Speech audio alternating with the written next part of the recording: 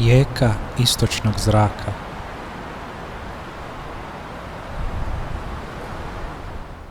Nad dolinama morskim proteže se jeka istočnog zraka.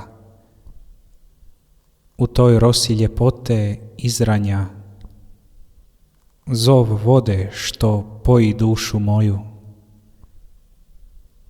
To dalek je zov iza maglovitih polja, kamenju odveć snažan i vjeran.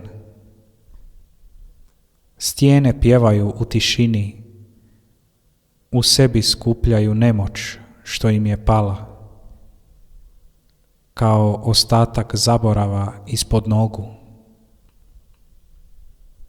U njima progovaraju molitve ljubavi, da se ne zaustavi vjetar, što silinom duha udara u stijene.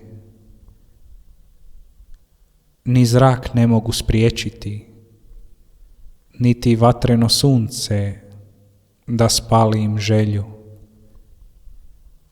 Zov koji je upućen iznutrine, da se rodi iz vode i tišine i podigne na zakon duha. Ne znam da se ne odazovem srcu riječi, što mi govori, iz daljine doziva me i naziva me ljubavlju. Ono me zove, iz dubina srca zove. Od rođenja prvog pogleda srce mi temelja zasjeca i gradi svoju nastambu mi na rani. Kuću mi čisti duhom oprosnim, tijelo mi dira osjećajem radosti.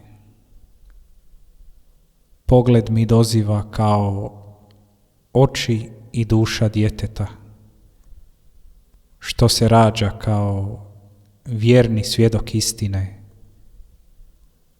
koja ljubi raskajano srce.